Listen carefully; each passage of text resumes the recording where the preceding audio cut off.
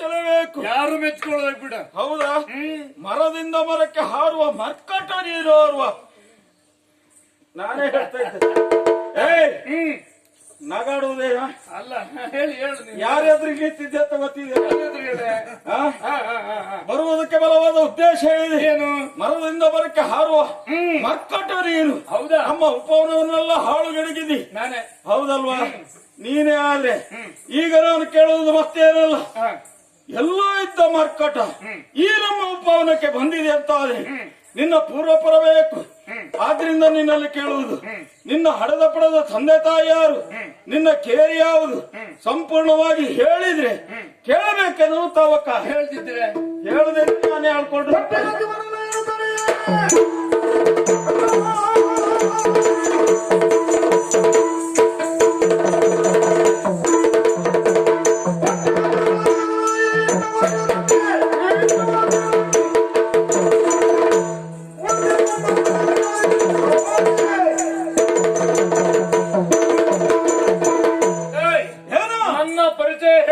ನಾನು ಹೇಳಿದ್ದು. ಹಿಂದೊಬ್ಬ ಬಂದಿದ್ದೆ, ರಾವಣನ ಮಗ ಅಕ್ಷಯ ಕುಮಾರ, ಅತಿ ಬಲಾನ್ವಿತ, ಎಲ್ಲಿ ಆಕಾಶದಲ್ಲಿ ಯುದ್ಧ ಮಾಡ್ತಿದ್ದವ. ಅವನು ಗತಿ ಏನಾಯ್ತು ಅಂತ ಗೊತ್ತಾ ನಿನಗೆ? ಈ ಯಮಪುರಕ್ಕೆ ಹೋಗಿದ್ದಾನೆ. ಅವನು ಇನ್ನ ತಮ್ಮ ಇರ್ಬೇಕಂತ ಆಲೋಚನೆ ಮಾಡಿದ್ದೇನೆ. ನೀನ್ ಹೋಗೋ ಮನ್ಸಿದ್ರೆ ಬಾ. ಅಲ್ಲ, ಹೋಗ್ಲಿಕ್ಕಾಗಿ ಬಂದದ್ದಲ್ಲ. ಮತ್ತೆ ನನ್ನ ಪರಿಚಯ ಎಲ್ಲಿ ಹೇಳ್ಬೇಕಲ್ಲ, ನಿನ್ನತ್ರ ಹೇಳುದಿಲ್ವಾ? ನನ್ನ ಹತ್ರ ಹೇಳಲಿಕ್ಕೆ ಅಗತ್ಯ ಇಲ್ಲ ಅಂತ ಅಕ್ಷಯ ಕುಮಾರನ ಪರಿಸ್ಥಿತಿ ನಿನ್ನ ಪಾಲಿಗೆ ಉಂಟಾಗ್ತದಂತ ಹೇಳುವುದು ನೀನಲ್ವಾ? ಹೌದು, ಆಗಿತ್ತು. ಹೋಗ್ಲಿಕ್ಕಾಗಿ ಬಂದದ್ದಲ್ಲ, ನಿನ್ನನ್ನು ಎಳೆದು ಸಾಯ್ಲಿಕ್ಕಾಗಿ ಬಂದದ್ದು. ಸಾಯುವುದಲ್ಲ, ಮಾಡುವ ದುರದ ಮುಖೇನವಾಗಿ ಅವನ ಪರಿಸ್ಥಿತಿ ಯಮಲೋಕದಲ್ಲಿದ್ದಾನಲ್ಲ, ಅವನೊಟ್ಟಿಗೆ ನಿನ್ನನ್ನು ಕಳಿಸ್ತಿದ್ದೀನ. ಹೌದಾ?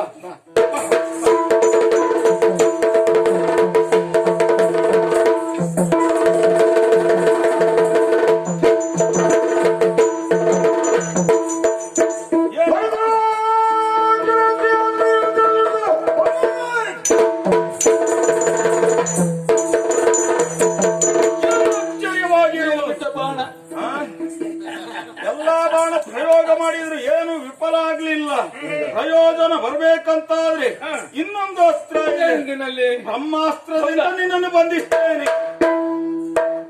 ಬ್ರಹ್ಮಾಸ್ತ್ರ ಅದೇ ಒಂದು, ಅದೊಂದಾಗ್ಲಿ ಆಗ್ಲಿ ಆಗ್ಲಿ. ಬ್ರಹ್ಮಾಸ್ತ್ರ ಗೊತ್ತಿದೆಯಲ್ಲ? ಬ್ರಹ್ಮಾಸ್ತ್ರದಿಂದ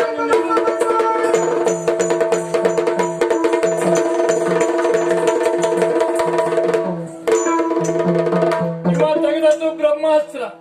ಏನು ಮಾಡೋಣ, ಇವನಿಗೆ ಅದಿರೋ ಅಸ್ತ್ರಕ್ಕೊಂದು ಗೌರವ ಕೊಡ್ಬೇಕಲ್ಲ. ಬಿಡಿ ನೋಡೋಣ ನೋಡೋಣ.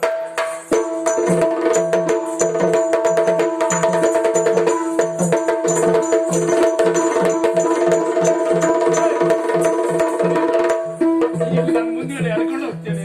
ಅಲ್ಲ, ರಾವಣನ ಮಗ, ರಾವಣನ ಮಗ ಮಂಗನ ಮುಂದೆ ಹೋಗು. ಅಲ್ಲ, ಮಂಗನ ಮುಂದೆ. ಹಾಗಾದ್ರೆ ಮಂಗನ ಮುಂದೆ ಹೋಗಿದ್ರೆ ಏನಾಗ್ತದೆ?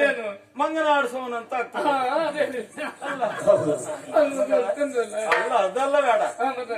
ಹಿಂಭಾಗದಲ್ಲಿ ಬರುವುದಾ? ಹೌದಾ? ನಾನು ಮುಂದೆ ಹೋಗುದಾ? ಮಂಗನ ಹಿಂದೆ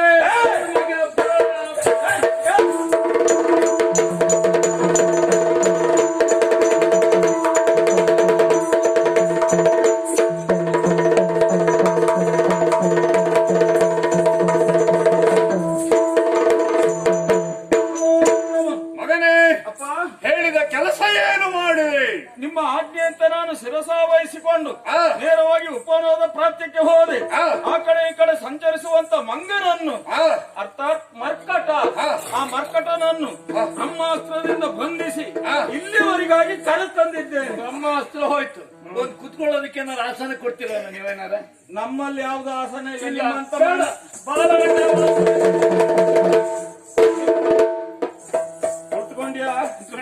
ಕುತ್ಕೊಂಡದ್ದು ಹೌದು. ನೀನೇ ಸಿದ್ಧನಾಗಿ ಆಸನ ಪಡಿಸಿಕೊಂಡು ನೀನೇ ಕುಳಿತುಕೊಂಡಿದ್ದೀಯಂತಾದ್ರೆ ನಮ್ಮ ಅಪ್ಪನ ಯೋಗ್ಯತೆ ನಿನಗೆ ಗೊತ್ತು. ನೀನು ಅಪ್ಪ ಯಾರು ನಂಗೆ ಗೊತ್ತಿಲ್ಲ. ಈಗ ಒಂದು ಕೆಲಸ ಬೇಕು. ಏನು? ನಾನು ರಾವಣನ್ ನೋಡ್ಬೇಕು. ಅವ ಎಲ್ಲಿ? ರಾವಣ ಅವನೊಂದು ಬೇಕು. ಬಹಳ ಒಂದು ಸಾಧನೆ ಮಾಡಿದಂತ ರಾವಣ. ಅವನೇ ಯಾರ? ದಶಕಂಠ ರಾವಣ. ಹೌದಾ? ಎಲ್ಲಿದ್ದಾನೆ? 10 ತಲೆ ಉಳ್ಳವನು, ರತ್ನ ಖಚಿತವಾದಂತ ಸಿಂಹಾಸನದಲ್ಲಿ ರೂಢನಾಗಿದ್ದಾನಂತಾದ್ರೆ ನೀನು ನೇರವಾಗಿ ನೋಡ್ಬೇಕಂತ. ನೋಡ್ಬೇಡ, ಕೆಲವಷ್ಟು ವಿಚಾರ ಕೇಳ್ತೇನೆ. ಹೌದು ಅಂತ ಆಗ್ಬೇಕು. ಈಗ ಬೇಕಾ ಬೇಡ? ಹಿಂದೊಂದ್ಸತಿ ಹೋಗಿತ್ತಂತೆ ಕೈಲಾಸ ಪರ್ವತಕ್ಕಾಗಿ ಹೋಗಿ ಶಿವನನ್ನ ಪ್ರತ್ಯಕ್ಷಗೊಳಿಸಿಕೊಳ್ಬೇಕಂತೇಳಿ ಪ್ರತ್ಯಕ್ಷ ಆಗಲಿಲ್ಲ ಅನ್ನೋ ಕಾರಣಕ್ಕೆ ಕೈಲಾಸ ಪರ್ವತವನ್ನು ಎತ್ತಿದ್ದಂತೆ ನಾನೇ ನಮ್ಮಪ್ಪರ ಬಗ್ಗೆ ನೀನು ಇಷ್ಟೆಲ್ಲ ಗೊತ್ತಿದ್ರು ಈ ಸಮಯದಲ್ಲಿ ಕೈಲಾಸ ಪರ್ವತನು ಯಾರು ಎತ್ತಿದ ಅಂತ ನಮ್ಮಪ್ಪ ರಾವಣ ಏನು ಏನು ಕೈಲಾಸ ಪರ್ವತದಲ್ಲಿ ಕೈ ಸಿಕ್ಕ ಬೊಬ್ಬೆ ಹೊಡೆದಿದ್ದಾರ ಅಪ್ಪ ಅವತ್ತು ಕೈ ಹೊಡೆದಿದ್ದಾರ ಅಪ್ಪ ಕೈ ಸಿಕ್ಕ ಹಾಕೊಂಡಿದ್ನ ಏನೋ ನನ್ಗೆ ಗೊತ್ತಿಲ್ಲ ಗೊತ್ತಿಲ್ಲ ಅಪ್ಪನ ಬಗ್ಗೆ ಪರ್ವತಗಿರಿಯನ್ನು ಎತ್ತಿದ್ದು ಅಂತ ಈಗ ವಿಷಯ ಕೇಳಿ ತಿಳಿಸಿದ್ದೆ. ಹೌದಾ? ಹೌದೌದು. ಕೈ ಸಿಕ್ಕಾಕಿ ಒದ್ದಾಡಿದ್ದಾರೆ ಯಾರದು ವಿಲಿ ಒದ್ದಾಡುದಂತ. ಹೌದಾ? ಅದೇ ನಮ್ಮಪ್ಪ ಅಲ್ಲೇನಂತ. ಇನ್ನೊಂದು ಕೇಳ್ತಾನೆ, ಏನು ಯುದ್ಧ ಮಾಡ್ಬೇಕಂತ ಸಾಧನೆಯಿಂದ ಹೊಟ್ಟಂತೆ ಮಹಾಬಲಿಷ್ಠನಾದ ಬಲಿ ಯುದ್ಧ ಮಾಡಿದ್ದಂತೆ. ಅಲ್ಲಿ ಒಂದು ಕಡಗೆ ಎತ್ತು ಕಾಯ್ದು ಮೈ ಮೇಲೆ ಬಿದ್ದಂತಲ್ಲ ಅದು ಅಲ್ಲ, ಕೊಡುಗೆ ಎತ್ತಿದ್ದು ನಮ್ಮಪ್ಪ ರಾವಣ, ಕೆಳಗೆ ಬಿದ್ದಿದ್ದು ನಮ್ಮಪ್ಪ ಅಲ್ಲೇನಂತ. ಹೋಗ್ಲಿ ಬಿಡು. ಆಮೇಲಿಂದ ಉಂಟು ಎಲ್ಲಿ ಕಿಷ್ಕಿಂದಿಗಾಗಿ ಹೋದ್ನಂತೆ. ವಾಲಿಯ ಸಾಮರ್ಥ್ಯವನ್ನು ಪರೀಕ್ಷೆ ಮಾಡ್ಬೇಕಂತ ಪರೀಕ್ಷೆ ಮಾಡುವುದಕ್ಕಾಗಿ ಹೊಟ್ಟು ಹೋಗಿದ್ದಾರೆ ನಮ್ಮಪ್ಪ. ಅಲ್ಲಿ ಹೋಗಿ ವಾಲಿಯನ್ನು ಅಪ್ಪಿಡಿದ್ರ. ಹೌದನ? ಅಪ್ಪ ಮತ್ತೇನು ಮನಸ್ಸು ಮಾಡಿದ್ರೆ ಏನಕ್ಕೆ ಏನೋ ಮಾಡ್ಯಾರು, ನೇರವಾಗಿ ಹೋದದ್ದೇನು ಹೌದು, ವಾಲಿಯನ್ನು ಅಪ್ಪಿಡುವುದು ನಮ್ಮ ಅಪ್ಪನೇ. ನಮ್ಮಪ್ಪ ಕೆಲವೊಂದು ಕಾರ್ಯ ಒಳ್ಳೇದು ಮಾಡ್ತಾರೆ. ಈಗ ಹಿಡ್ತಿದ್ದಂತೆ ಸಮುದ್ರದಲ್ಲಿ ಮುಳಿಸಿ ಎತ್ತಿ ಅಂಗದನ್ನು ತೊಟ್ಲಿಕ್ಕೆ ಕಟ್ಟಿದ್ದಂತ ನಿಮ್ಮಪ್ಪನ. ನನ್ನ ಅಪ್ಪ ಅಲ್ಲೇ, ನನ್ನ ಅಪ್ಪ ಅಲ್ಲ ಅದಲ್ಲ. ಆಮೇಲೆ ಕಾರ್ತಿವೀರ್ಯ ಯುದ್ಧ ಮಾಡಕ್ ಹೋಗಿ ಸೋತು ಹೋಗಿದ್ದು ಅಲ್ಲ, ಕಾರ್ತಿವೀರ್ಯನಲ್ಲಿ ಹೋರಾಡ್ಬೇಕನ್ನೋ ಹಂಬಲದಿಂದ ಹೊರಟೋದದ್ದೇನದು. ಯುದ್ಧ ಮಾಡುವಂತ ಸಮಯದಲ್ಲಿ ಜಯದ ಲಲನೆಯನ್ನು ಕಂಡದ್ದು. ಹೋಗ್ಲಿ ಬಿಡು. ಒಬ್ಬ ದುರಾಂಕಾರಿ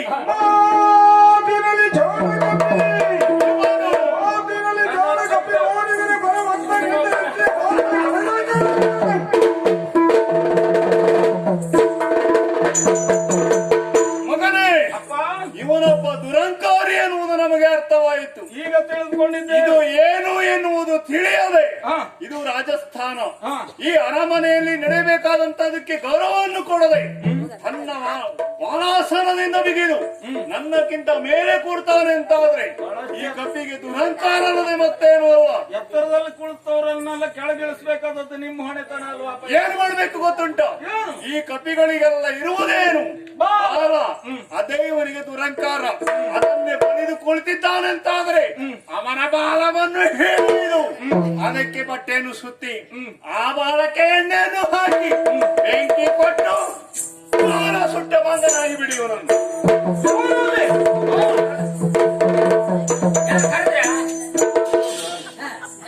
ಕೊನೆ ಆಸೆ ಒಂದು ಮಂಗನದ ಏನೋ ಉಂಟು.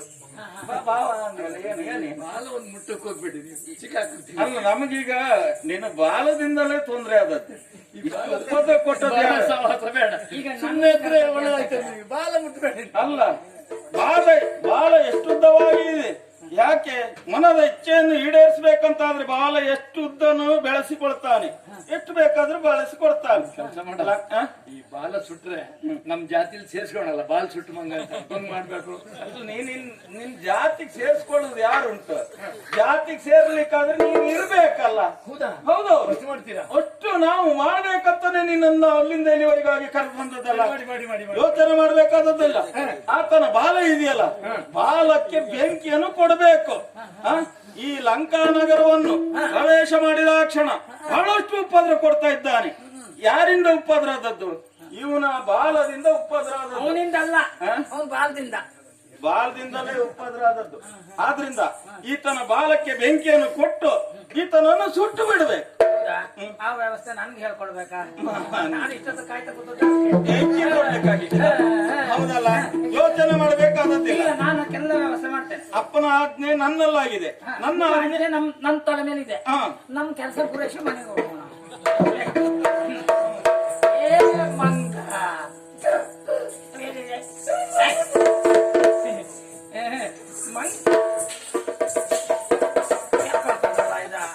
ಈಗ ನನ್ಗೊಂದು ಇಲ್ಲಿಗೆ ಬಂದ ಮೇಲೆ ಅವಮಾನ ಆದದ್ದು. ಮಂಗ ನಂಗೆ ನಾ ಮಾಡೋದು, ನನ್ನ ಹಂಗೆ ಮಂಗ ಮಾಡೋದು. ಮಂಗ ಯಾರು ಅಂತ ಗೊತ್ತಾಗುದಿಲ್ಲ. ನಾನು ಜಾತಿ ಮಂಗ, ನೀನಾದ ಮಂಗ. ಹೌದಾ? ತೋರಿಸ್ತಾನೆ ಯಾರಂತ. ನಿನ್ನ ಬಾಲ ಬೆಂಕಿ ಕೊಡ್ಲಿಕ್ಕೆ ಸುಲಭಕ್ಕಾಗುದಿಲ್ಲ. ಹೌದಾ? ತಿರ್ಗ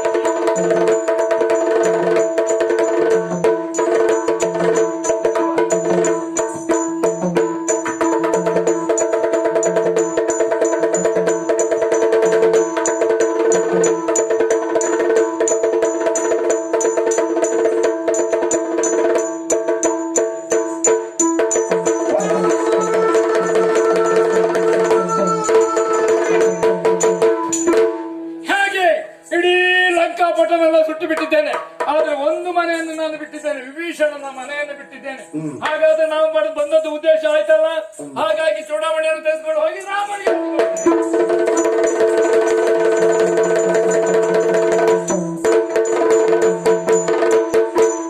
ಯಕ್ಷಗಾನ ಕಲಾವಿದರ ವಿಜ್ಞಾಪನೆ ಇದುವರೆಗೂ ಶಾಂತ ರೀತಿಯಲ್ಲಿ ನೋಡಿ ಅಂತ ಮತ್ತು ಸಮಸ್ತರಿಗೆ ಕೆಳದ ಪರವಾಗಿ ಅನಂತ ಧನ್ಯವಾದಗಳು. ಈಗ ಮಂಗಳ ಆಗೋದಕ್ಕೆ ಅಪ್ಪಣೆ ಕೇಳ್ತೇವೆ. ಕಂಗಳ ಮುಂದೆ ಕಂಗೊಳಿಸುತ್ತೇವೆ ಮಂಗಳ ಮೂರುತಿ ಶ್ರೀ